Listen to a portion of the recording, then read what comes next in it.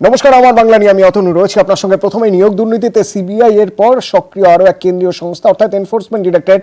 সেই খবরে নজর রাখতেই হবে, কারণ সশস্ত্র কেন্দ্রীয় বাহিনী দিয়ে এনফোর্সমেন্ট ডিরেক্টরেট মন্ত্রী আমলাদের বাড়ি ঘিরে তল্লাশি চালালো। প্রাক্তন শিক্ষামন্ত্রী পার্থ চট্টোপাধ্যায়কে জিজ্ঞাসাবাদ। কোচবিহারে শিক্ষা প্রতিমন্ত্রী পরেশ অধিকারীর বাড়িতেও হানা।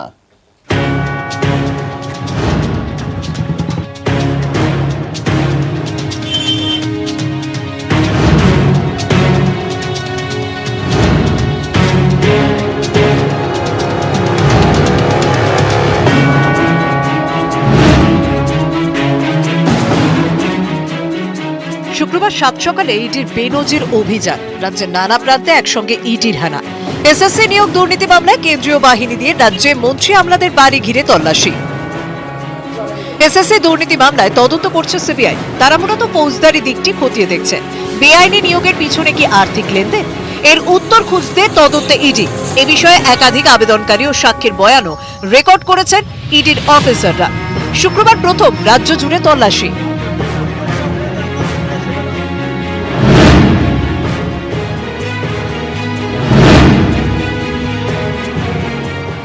পার্থ নাকতলা বাড়িতে হাজির ইডি।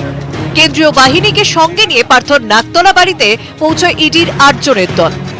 মন্ত্রীর বাড়ির নিরাপত্তার দায়িত্বে থাকা পুলিশ কর্মীদের মোবাইল ফোন নিয়ে নেন ইডির আধিকারিকরা। থাকার ঘরগুলির পাশাপাশি তল্লাশি চলে পার্থর অফিস ঘরেও। 12:30 নাগাদ পার্থ অসুস্থ বোধ করেন বলে সূত্রের দাবি।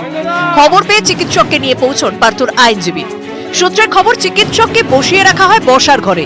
বেলা বাড়তে আরও ইডি আধিকারিক পৌঁছন প্রাক্তন শিক্ষামন্ত্রী পার্থ চট্টোপাধ্যায়ের বাড়িতে। এর আগে নিজাম প্যালেসে পার্থ চট্টোপাধ্যায়কে জিজ্ঞাসাবাদ করে সিবিআই। দক্ষিণ কলকাতার নাকতলায় পার্থর বাড়িতে যখন ইডি, তখন পশ্চিম মেদিনীপুরে পিংলায় মন্ত্রীর আত্মীয়র বাড়িতে তল্লাশি চালায় কেন্দ্রের আরেক সংস্থা আয়কর দপ্তর।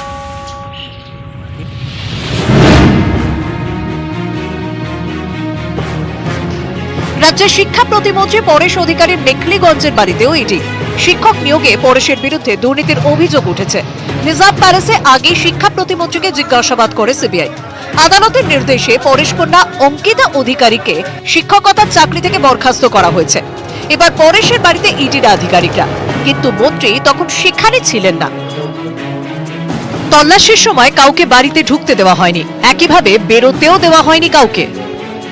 আমি একবার চেষ্টা করেছিলাম যে আমার কাকিমা ছিল এবং আমার বোন ছিল, দুজনেই মহিলা, যদি কোনো ওই জিনিসপত্র বা খাওয়ার জিনিসপত্র বা উল্টাপাল্টা কিছু লাগে সেটা দেওয়ার চেষ্টা করেছিলাম। তো ওনাদের সিকিউরিটি গিয়ে বললেন যে না, এন্ট্রি নেই, না ফোন সব বন্ধ। আমি একবার চেষ্টা করেছিলাম, ফোন সব বন্ধ।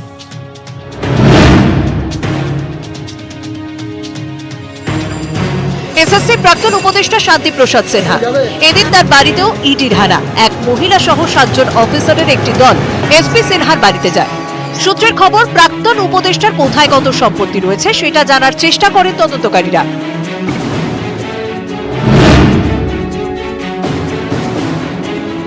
মধ্যশিক্ষা পর্ষদের প্রাক্তন সভাপতি কল্যাণময় গঙ্গোপাধ্যায়, এদিন তার বাড়িতেও ইডির তল্লাশি। শুক্রবার সকালে ইডি আধিকারিকদের একটি দল বিধাননগরের ইডি দপ্তর থেকে বেরিয়ে কল্যাণময়ের কাদাপাড়ার ফ্ল্যাটে পৌঁছয়। নিয়োগ দুর্নীতি মামলায় এর আগে কল্যাণময় গঙ্গোপাধ্যায়কে সিবিআই জিজ্ঞাসাবাদ করেছে। এদিনে ইডির আলাদা আলাদা টিম হানা দেয় প্রাথমিক শিক্ষা পর্ষদের প্রাক্তন সভাপতি মানিক ভট্টাচার্য এবং প্রাক্তন উপশিক্ষা অধিকর্তা একে সরকারের বাড়ি। এসএসসি দুর্নীতি মামলায় অভিযোগ উঠছে বাগদার চন্দন মণ্ডলের বিরুদ্ধে। এদিন তার বাড়িতেও পৌঁছয় ইডির 5 জনের দল। অন্যান্য জায়গার মতোই বাগদাতেও ইডির সঙ্গে ছিল কেন্দ্রীয় বাহিনী। নিয়োগ দুর্নীতিতে তদন্ত চালাচ্ছে সিবিআই। এবার নজিরবিহীন হানা ইডি। রাজ্যের 13 জায়গায় অভিযান, মন্ত্রী আমলাদের বাড়ি কেন্দ্রীয় বাহিনী দিয়ে ঘিরে তল্লাশি। এর প্রতিবাদে বিক্ষোভের আশঙ্কায় এদিন সিজিও কমপ্লেক্সে বাড়ানো হয় নিরাপত্তা। নিউজ 18 বাংলা। এবার পার্থ চট্টোপাধ্যায়ের আত্মসহায়কের বাড়িতে এনফোর্সমেন্ট ডিরেক্টরেট। নিউ বারাকপুরে এনফোর্সমেন্ট ডিরেক্টরেট পার্থ চট্টোপাধ্যায়ের আত্মসহায়কের বাড়িতে। জিয়াউল প্রতিনিধি রয়েছেন আমার সঙ্গে। জিয়াউল, কি খবর রয়েছে আমাদের কাছে? দেখো আপনারা নিউ ব্যারাকপুরে 10 নম্বর ওয়ার্ডের জেসি বোস রোড এলাকায় ডব্লিউবিসিএস অফিসার এবং অফিসার সহায়ক সুকান্ত আচার্যের বাড়িতে শিক্ষামন্ত্রী একেবারে পার্থ চট্টোপাধ্যায় শিক্ষামন্ত্রীর বাড়িতে কিন্তু যে সময় হানা দেয়, ঠিক সেই সময় এই আত্মসহায়ক সুকান্ত আচার্যের বাড়িতেও কিন্তু হানা দেয়। একেবারে সকাল থেকে তার বাড়িতে এসে কেন্দ্রীয় বাহিনী তার বাড়ি ঘিরে ধরে। তারপরে তার বাড়িতে প্রায় 5 সদস্যের ইডি আধিকারিকরা সেখানে যায় এবং এখনো পর্যন্ত তারা ভিতরেই রয়েছেন। এখনো পর্যন্ত সূত্রের মারফত যেটা খবর, প্রচুর নথি কিন্তু এর বাড়িতে পাওয়া গেছে। সেই নথিপত্র কিন্তু তারা নেওয়ার জন্য সেখানেই রয়েছেন এবং কিছুক্ষণের মধ্যেই সেই নথি সংগ্রহ করে, পুরো নথি সংগ্রহ করে সেখান থেকে বার হবে। কিন্তু প্রতিবেশীদের বা স্থানীয় সূত্রে জানা গেছে যে শিক্ষামন্ত্রী পার্থ চট্টোপাধ্যায় থাকাকালীন তার সঙ্গে খুব ঘনিষ্ঠতা ছিল এবং শিক্ষামন্ত্রী অনেক দায়িত্ব তিনি সামলেছেন, তার সঙ্গে থেকেছেন এবং অনেক কাগজপত্র তিনি রেখেছেন। ফলে তার জন্যই কিন্তু তার বাড়িতে একেবারে তল্লাশিতে নেমেছে।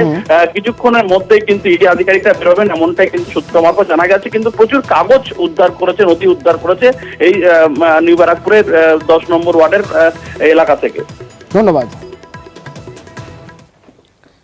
ইডির বেনজির হানা, সশস্ত্র কেন্দ্রীয় বাহিনী দিয়ে মন্ত্রী আমলার বাড়ি ঘিরে তল্লাশি, কিন্তু কেন ইডির নজরে মন্ত্রী আমলারা? মেধা তালিকায় পিছিয়ে থেকেও চাকরি, পরীক্ষায় উত্তীর্ণ না হয়েও শিক্ষক, এসএসসি দুর্নীতি মামলা এমনই নানা অভিযোগ। হাইকোর্টের নির্দেশে তদন্ত করছে সিবিআই। নিয়োগ দুর্নীতিতে অর্থের লেনদেন হয় বলেও অভিযোগ। বেআইনি নিয়োগের পিছনে কি তাহলে আর্থিক লেনদেন? উত্তর খুঁজতে তদন্তে ইডি। সিবিআই এর 4টি এফআইআর এর ভিত্তিতে গত মাসে ইসিআইআর দায়ের করে তদন্ত শুরু করে ইডি। এ বিষয়ে মামলাকারীদের থেকে আগেই তথ্য নেয় এনফোর্সমেন্ট ডিরেক্টরেট। তারপর এদিন রাজ্যের 13 জায়গায় ইডির হানা। বেনজিরভাবে সশস্ত্র কেন্দ্রীয় বাহিনীকে দিয়ে মন্ত্রী আমলার বাড়ি ঘিরে চলে তল্লাশি। যে সময়কার অভিযোগ, তখন শিক্ষামন্ত্রী ছিলেন পার্থ চট্টোপাধ্যায়। নিয়োগ দুর্নীতি মামলায় নাম জড়িয়েছে পার্থর। বেআইনি নিয়োগ থেকে কোনো আর্থিক সুবিধা কি পার্থ নিয়েছেন? মন্ত্রীর সম্পত্তি, ব্যাংকের নথি খতিয়ে দেখে জানার চেষ্টা করে ইডি। অবসরপ্রাপ্ত বিচারপতি রঞ্জিত কুমার বাগের অনুসন্ধান কমিটির রিপোর্টেও বলা হয়, এসএসসির 5 সদস্যের নজরদারি কমিটি বেআইনি। তৎকালীন শিক্ষামন্ত্রী পার্থ চট্টোপাধ্যায়ের নির্দেশে গঠিত হয় এই 5 সদস্যের কমিটি। এসএসসি চেয়ারম্যানকে অন্ধকারে রেখে চাকরির সুপারিশ দেওয়া হয়। অন্ধকারে রাখা হয় সেন্ট্রাল স্কুল সার্ভিস কমিশনকেও। সুপারিশ পত্রগুলি এসএসসি প্রাক্তন উপদেষ্টা শান্তিপ্রসাদ নিজে কল্যাণময় গঙ্গোপাধ্যায়কে দেন। মধ্যশিক্ষা পর্ষদের প্রাক্তন সভাপতি কল্যাণময় গঙ্গোপাধ্যায় নিয়োগপত্র ছাপার নির্দেশ দেন। সেই প্রাক্তন শিক্ষামন্ত্রী পার্থ চট্টোপাধ্যায়, মধ্যশিক্ষা পর্ষদের প্রাক্তন সভাপতি কল্যাণময় গঙ্গোপাধ্যায় এবং এসএসসি প্রাক্তন উপদেষ্টা শান্তিপ্রসাদের বাড়িতে এবার ইডির হানা। একইভাবে শিক্ষা প্রতিমন্ত্রীর বাড়িতেও যায় ইডির অফিসাররা। শিক্ষক নিয়োগে পরেশের বিরুদ্ধে দুর্নীতির অভিযোগ উঠেছে। অভিযোগ, প্রভাব খাটিয়ে তিনি তার মেয়েকে চাকরি পাইয়ে দিয়েছেন। আদালতের নির্দেশে চাকরি থেকে বরখাস্ত করা হয়েছে পরেশ কন্যা অঙ্কিতা অধিকারীকে। এদিন সেই পরেশের বাড়িতেও তল্লাশি চালায় ইডি। তাদের নজরে মানিক ভট্টাচার্য। বেআইনি নিয়োগের জেরে আর্থিক সুবিধা পেয়েছেন কিনা খতিয়ে দেখতে মানিকের বাড়িতে এদিন তল্লাশি চালায় ইডি। নিয়োগ দুর্নীতি মামলাতেই সম্প্রতি মানিক ভট্টাচার্যকে অপসারণের নির্দেশ দেয় কলকাতা হাইকোর্ট। নিউজ 18 বাংলা। অবশেষে মিলল খোঁজ। আদালতের সমন পেয়ে কলকাতা হাইকোর্টে হাজিরা বাগদার চন্দন মণ্ডল ওরফে রঞ্জনের। প্রাথমিক নিয়োগ মামলায় কদিন আগেই বাগদার চন্দন মণ্ডল ওরফে রঞ্জনের কথা তোলেন রাজ্যের প্রাক্তন মন্ত্রী তথা সিবিআই এর প্রাক্তন কর্তা উপেন বিশ্বাস। চন্দন মণ্ডলকে কলকাতা হাইকোর্টে তলব করেন বিচারপতি অভিজিৎ গঙ্গোপাধ্যায়, কিন্তু তার নাকি খোঁজই মিলছিল না। অবশেষে শুক্রবার আদালতে হাজিরা দেন বাগদার চন্দন। দেবজ্যোতি ঘোষ, একজন হলো পঞ্চানন রয় আর একজন হলো চন্দন মণ্ডল। তিনজনই আদালতে হাজির ছিলেন। এর মধ্যে দেবজ্যোতি ঘোষ এবং পঞ্চানন রায়কে সিবিআই এর সামনে উপস্থিত হতে বলেছেন। যেটা পরিষ্কার হয়ে গেছে, তিনজনের একজনের বক্তব্যের সঙ্গে আর একজনের বক্তব্য অসঙ্গতি থেকে মামলাটি আগামী সোমবার পরবর্তী শুনানির জন্য আসবে। অন্যদিকে আজই বাগদার চন্দন মণ্ডলের বাড়িতে ইডি 5 জনের প্রতিনিধি দল।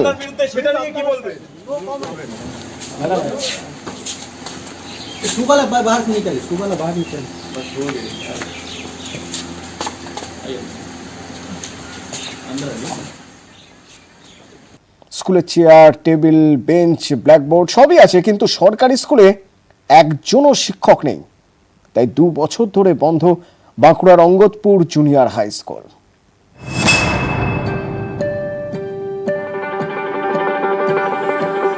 বাঁকুড়ার প্রত্যন্ত গ্রাম অঙ্গদপুর। এখানে 7 বছর আগে চালু হয় অঙ্গদপুর জুনিয়র হাই স্কুল, কিন্তু সরকারি এই স্কুলে কোনো শিক্ষক নেই, তাই 2 বছর ধরে সম্পূর্ণ বন্ধ। মাস্টার না থাকার জন্য স্কুলটা বন্ধ হলো। ছেলেপিলা সব এখন বাইরে অন্য আমাদের লোদনা মানখামার বলে একটা জায়গা আছে, ওখানে স্কুলে সব নিজে ভর্তি করে দিচ্ছে। আমরা মোটামুটি দেখছি কোভিডের পর থেকে স্কুলটার খোলেনি। আমরা চাই স্কুলটা চালু হোক, স্কুল যেমন চলছিল সেরকম যেন চালু হয়। 2015 সালে 3 জন অতিথি শিক্ষক নিয়ে অঙ্গদপুর জুনিয়র হাই স্কুল চালু হয়। তখন পড়ুয়া 70-এর কাছাকাছি। করোনার কারণে 2020 সালে বন্ধ হয় স্কুল। তারপর থেকে আর খোলেনি। এক অতিথি শিক্ষক করোনায় আক্রান্ত হয়ে মারা যান। বাকি 2 অতিথি শিক্ষক অবসর নিয়েছেন। শিক্ষকের অভাবে 2 বছর বন্ধ সরকারি স্কুল। প্রচুর অসুবিধা হচ্ছে, যেহেতু আমাদেরকে সাইকেলে করে এত দূর যাওয়া আসা করতে হচ্ছে। এখন তো গ্রীষ্মকালের দিনে আরো বিশেষ করে বেশি অসুবিধা হচ্ছে। এখনই আপাতত যেহেতু গেস্ট টিচার পাওয়া যাচ্ছে না, আমরা ট্রাই করছি। গেস্ট টিচার পাওয়া না গেলে তো ওপেন করা সম্ভব হবে না। যারা রিটায়ার করে গেছেন এবং তারা 65 বছর বয়স পর্যন্ত কাজ করতে পারেন, সাম্মানিক সহ এটা একটা সাম্মানিক দেওয়া হয় গেস্ট টিচারদের দ্বারা। স্কুলে চেয়ার, টেবিল, বেঞ্চ, ব্ল্যাকবোর্ড সবই আছে। খাতায় কলমে এখনো পড়ুয়া আছে, কিন্তু শিক্ষকই যে নেই, তাই বন্ধ স্কুল। কবে খুলবে আবার, অপেক্ষায় অঙ্গদপুর। বাঁকুড়া থেকে প্রিয়ব্রত গোস্বামী, নিউজ 18 বাংলা। হাওড়ায় বিজেপির মিছিলে উত্তেজনা। মালি পাঁচখড়ায় মদে বিষক্রিয়ার অভিযোগে মৃত্যু হয় 13 জনের এবং এ নিয়ে বিজেপির প্রতিবাদ। পুলিশ কমিশনারের অফিস ঘেরাও নিয়ে উত্তেজনা। পুলিশের ব্যারিকেড ভাঙার চেষ্টা বিজেপি কর্মীদের। বিক্ষোভে পুলিশ ও বিজেপি কর্মীদের ধস্তাধস্তি।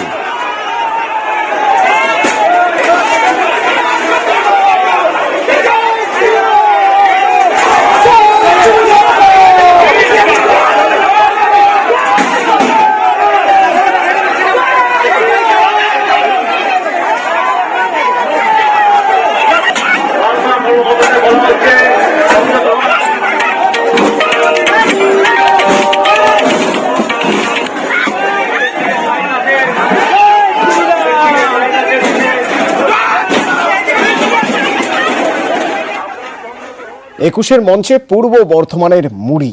জিএসটির প্রতিবাদে খোদ তৃণমূল নেত্রীর হাতিয়ার। মমতার ছোঁয়া মুড়ি আউশ গ্রামে যেন প্রসাদ।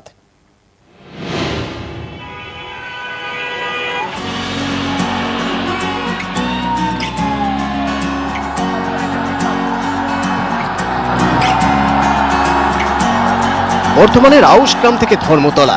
21শে জুলাইয়ের সমাবেশে যান প্রায় 25 জন তৃণমূল কর্মী, সঙ্গে মুড়ির বস্তা। ওই তো আছে গ্রামের ছেলেরা আসছে, তার কাছে মুড়ি থাকবে না তো কি থাকবে, বিরিয়ানি, ওটাকে রিলে এসে পার করো। সমাবেশ শেষে সেই মুড়ি যেন তাদের কাছে প্রসাদ। মমতার ছোঁয়ায় মুড়ি যেন প্রসাদ। তাহলে মুড়িতেও জিএসটি। বিজেপির বন্ধুরা মুড়ি খাবেন না? মুড়িতে জিএসটি প্রতিবাদ জানাতে 21শে মঞ্চ থেকে মুড়ির খোঁজ করেন মমতা। মুড়িতে কত জিএসটি? মিষ্টিতেও জিএসটি, মুড়িতেও জিএসটি। আউশ গ্রামের দেবাশিস নিরঞ্জনদের নিয়ে যাওয়া মুড়ি বৃহস্পতিবার পৌঁছে যায় 21শে মঞ্চে তৃণমূল নেত্রীর হাতে। তৃণমূল নেত্রীর স্লোগানেও তখন মুড়ি। খাবো কি? মানুষ খাবে কি? আমাদের মুড়ি ফিরিয়ে দাও, নইলে বিজেপি বিদায় নাও। আউশ গ্রামের তৃণমূল নেতাদের কাছে মমতার ছোঁয়া মুড়ি যেন প্রসাদ। অগ্নিকন্যা মমতা বন্দ্যোপাধ্যায়ের হাতে আমাদের মুড়ি আমরা তুলে দিতে পেরেছি এবং সেই মুড়ি নাড়াচাড়া করে মমতা বন্দ্যোপাধ্যায় আবার সেটা আমাদের হাতে ফিরিয়ে দিয়েছে। সত্যি আমাদের জিএসটি প্রতিবাদ স্বরূপ। তো সেটা স্বভাবতই আমাদের তৃণমূল কর্মী হিসাবে আমি একজন, সেটা আমরা প্রসাদ হিসেবে গ্রহণ করেছি। প্রত্যেকে এটা প্রসাদ হিসেবে গ্রহণ করার জন্য আজকে ভোর থেকে আমাকে ফোন করে আমাদের এই পার্টি অফিসের সামনে আমাদের এলাকার তৃণমূল কংগ্রেসের সমস্ত কর্মীরা হাজির হয় এটাকে প্রসাদ হিসেবে গ্রহণ করার জন্য। মুড়ি আর তরকারি খেয়েছি। দিদির ছোঁয়া মুড়ি আনন্দে আমরা প্রসাদ বলে এটা গ্রহণ করেছিলাম। 21শে সমাবেশে অনেকবার গিয়েছেন, কিন্তু আউশ গ্রামের তৃণমূল কর্মীদের কাছে এবারের 21শে একেবারে আলাদা, কোনো দিন না ভোলার মতো। কারণ এবার 21শে মিলেছে প্রসাদ, মমতার ছোঁয়ায় মুড়ি প্রসাদ। বর্ধমান থেকে ক্যামেরায় সন্দীপ পালের সঙ্গে শরদিন্দু ঘোষ, নিউজ 18 বাংলা। বিষ্ণুপুরের বেসরকারি হাসপাতালের রান্নাঘরে আগুন, ভয়ে 3 তলা থেকে লাফ রাঁধুনির, কোনো রকমে প্রাণ বেঁচেছে। আতঙ্কে রোগী নিয়ে হাসপাতাল ছেড়েছেন অনেকেই।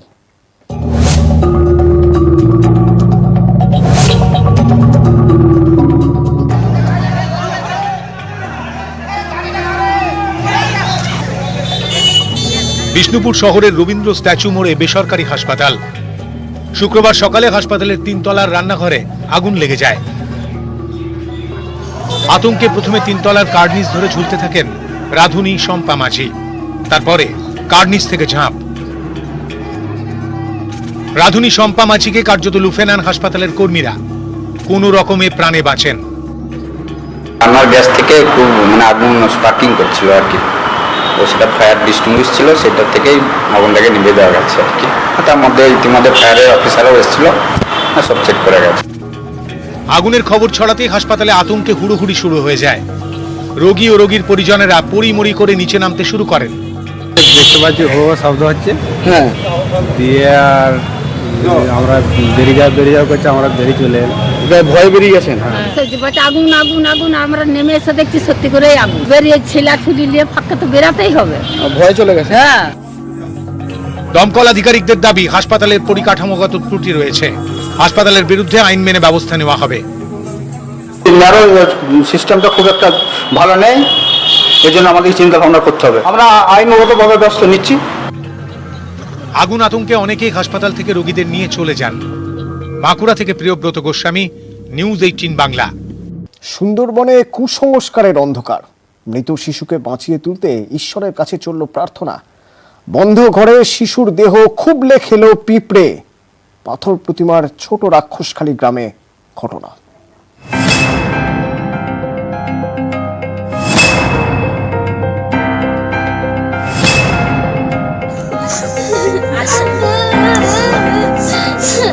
জলে ডুবে মৃত্যু হয়েছিল 2 বছরের শিশুর। বুধবার দুপুরে বাড়ির পাশের পুকুরে পড়ে যায় গৌরব মাইতি। স্থানীয় মাধবনগর গ্রামীণ হাসপাতালে নিয়ে গেলে চিকিৎসকেরা শিশুকে মৃত বলে ঘোষণা করেন। অভিযোগ, তখন গ্রামের এক দীক্ষাগুরু দম্পতি পরামর্শ দেন ঈশ্বরের কাছে প্রার্থনা করলে মৃত শিশু বেঁচে উঠবে। সেই মতো সারা রাত প্রার্থনা করেন মা বাবা সহ পরিজনেরা। ঘরের ভেতরে শিশুর দেহ, বাইরে প্রার্থনা। শিশুর দেহ পচে দুর্গন্ধ বেরোতে থাকে। বন্ধ ঘরে শিশুর দেহ খুবলে খেয়ে নেয় পিঁপড়ে, তাতেও হুঁশ ফেরেনি। পাথর প্রতিমার ছোট রাক্ষসখালীতে তখন কুসংস্কারের অন্ধকার। 8টা পর্যন্ত ওরা কি মন্ত্র বললো, ওদের গান করলো, করে চলে গেল, বললো রাত্রের মধ্যে যদি কিছু হয় তো হবে, না হলে আর ভগবান হাতে আর কিছু করার নেই। রাত 12:30 1টার দিকে আমার এক ভাসুর এসে যখন দরজা খুলে দেখে তার গোটা গায়ে পিঁপড়া লেগে গেছে, গোটা মুখে চোখে কানে পিঁপড়া আছে। শেষমেশ স্থানীয়রা প্রতিবাদে সরব হন। তারপর পুলিশের তৎপরতায় শিশুর দেহের সৎকার করা হয়। আমরা তো বলেছি যে প্রার্থনা করলে যে হবে এমন কিছু ব্যাপার নয়, কিন্তু তখন কিন্তু আমাদেরকে বলতে পারবে না যে তোমরা প্রার্থনা করেছো কিন্তু কোনো কিছু হয়নি কেন, তখন কিন্তু আমাদেরকে বলতে পারবে না, না সে যা হয় যা হবে তোমরা প্রার্থনাটা করো। বাড়িতে আমরা কিছু বলিনি, আমাদের পিতার কাছে প্রার্থনা করতে হয় যে একটু ধৈর্য ধরতে হয়। এই মরা মানুষকে বাঁচিয়ে তুলবে একটা শিশুকে, এই যে প্রতিশ্রুতিটা দেওয়া বা তার বাবা মাকে প্রভাবিত করা, তার ফ্যামিলিকে প্রভাবিত করা, এটা ঠিক নয়। একদিকে বিজ্ঞানের অগ্রগতির রথ ছুটছে, আর একদিকে এখনো কুসংস্কারের অন্ধকারে ডুবে অনেকে। এর থেকে রেহাই কবে? এর থেকে মুক্তি কবে? বিজ্ঞানের আশীর্বাদ কবে চিরতরে দূর করবে কুসংস্কারের অভিশাপকে? পাথর প্রতিমায় ঘুরে বেড়াচ্ছে এই প্রশ্ন। দক্ষিণ 24 পরগনা থেকে বিশ্বজিৎ হালদার, নিউজ 18 বাংলা। কোথাও মাটির রাস্তায় গর্ত, জল জমে পিছল, কোথাও 3 মাসের মধ্যে উঠেছে রাস্তার পিচ। রাজ্যের বিভিন্ন প্রান্তে বেহাল রাস্তায় বেহাল জীবন।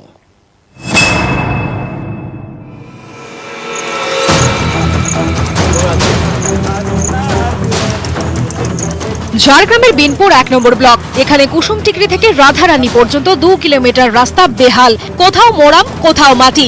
কাঁচা রাস্তার যেখানে সেখানে গর্ত। বৃষ্টির জলে আরো দুর্ভোগ। পদে পদে বিপদ। অথচ লালগড় যাওয়ার জন্য এই রাস্তায় আশেপাশের 10টি গ্রামের বাসিন্দাদের বড় ভরসা। স্থানীয়দের অভিযোগ, প্রশাসনের কাছে জানিয়ে কোনো লাভ হয়নি। শুক্রবার বাস নিয়ে রাস্তা ঘিরে অবরোধ করেন স্থানীয়রা। প্রত্যেকদিন কেউ না কেউ পড়ছে, আর বৃষ্টি পড়লে ওই রাস্তায় যাতায়াতের কথা ভাবাই যাচ্ছে না। সমস্ত কিছু সুযোগ সুবিধা আছে, তাহলে রাস্তাটার বেলায় কেন এই রকম হবে?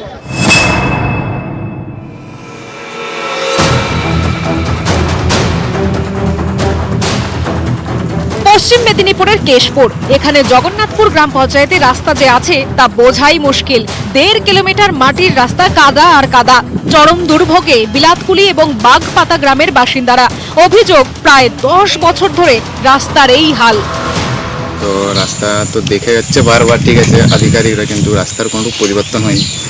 আমরা সরকারকে এটাই আবেদন করব যে আমাদের রাস্তাটা যেমন একটু মানে ভালো করে দেওয়ার ব্যবস্থা করে।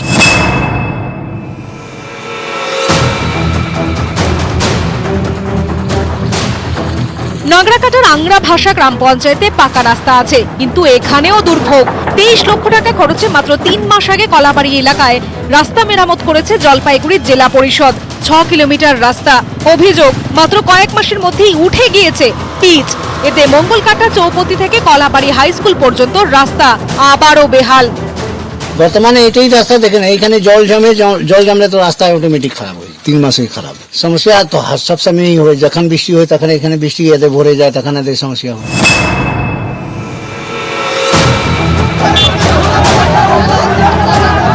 পূর্ব মেদিনীপুরের পাঁশকুড়া, অভিযোগ এখানকার ঘোষপুর এলাকার বেশিরভাগ রাস্তায় বেহাল। প্রতিবাদে শুক্রবার 6 নম্বর জাতীয় সড়ক অবরোধ করেন স্থানীয়রা। রাতুলিয়ায় দফায় দফায় বিক্ষোভ দেখান তারা। নেতা মন্ত্রী সব আসছে, ভোট দিয়ে জিতিয়ে দিন, আপনাদের রাস্তা হয়ে যাবে, কিন্তু আমাদেরকে বারবার প্রতিশ্রুতি দেওয়া সত্ত্বেও আমাদের কোনো রাস্তার কাজ করছে না। বেহাল রাস্তায় বেহাল জীবন, কবে ফিরবে হাল? প্রশ্ন ভুক্তভোগীদের। নিউজ 18 বাংলা। আমাদের লড়বার ক্ষমতা আছে, আমাদের মেরুদণ্ড সোজা। ওদের মেরুদণ্ডে একদিকে ইডি, একদিকে সিবিআই, অন্যদিকে ইনকাম ট্যাক্স, অন্যদিকে জিএসটি। আমরা মাথা উঁচু করে চলি। আর চন্দ্রিমা ভট্টাচার্য কি বললেন যখন ইডির তল্লাশি, ইডির জিজ্ঞাসাবাদ, এতগুলো বাড়িতে হেভিওয়েট নাম যেখানে উঠেছে, চন্দ্রিমা ভট্টাচার্য কি বলছেন? বিরোধীদের কিভাবে দমন করবে এই রাজনীতিটা করছে। গতকালের এই যে একটা বিশাল সমাবেশ, তারপরেই কি করে প্রতিহিংসার রাজনীতি করা যায় সেই কাজটা শুরু করে দিয়েছে। অর্থাৎ মাঝ রাত থেকেই কাজ শুরু হয়ে গেছে। ওদের মেরুদণ্ড তো নেই যদি বলেন, তাহলে মেরুদণ্ড হচ্ছে ইডি, সিবিআই। এই ধরনের চাপ সৃষ্টি করে যা চলছে সকাল থেকে, তার আমরা তীব্র বিরোধিতা করি, তীব্র ধিক্কার জানাই। গতকালের সমাবেশ দেখে ভয় পেয়েছে, ভয় পেয়ে এই ধরনের কাজ। পাল্টা তোপ দেখেছেন বিজেপি রাজ্য সভাপতি সুকান্ত মজুমদার। শুনুন। তো স্বাভাবিকভাবে গতকাল মুখ্যমন্ত্রী যে 100 বার ইডি সিবিআই ভয়, এই 3টি শব্দ উচ্চারণ করেছে, যা আমি গতকালই আপনাদের সামনে বলেছি, সেটা তো আর মুখ্যমন্ত্রী এমনি উচ্চারণ করেননি। তো স্বাভাবিক তিনি জানেন তার দলের নেতা নেত্রীরা যেভাবে ঘুষ কাণ্ডে জড়িত, সে এসএসসি হোক বা অন্যান্য চাকরি হোক, তো তাদের বাড়িতে তো সিবিআই ইডি ছাপা পড়বেই। চোরেরা তো নিজেদের নামে পয়সা রাখতে পারে না। এই যে সমস্ত নেতারা চুরি করেন, তারা তাদের আত্মীয় স্বজন এদের বাড়িতে চুরির সম্পত্তি গচ্ছিত করে রাখেন। উনি ওনার জামাইয়ের নামে রেখেছেন কিনা ইনকাম ট্যাক্স রেডের পরে ধরা পড়বে। একদিনে একই সঙ্গে এতগুলো জায়গায় তল্লাশি, জিজ্ঞাসাবাদ এনফোর্সমেন্ট ডিরেক্টরেটে কেন?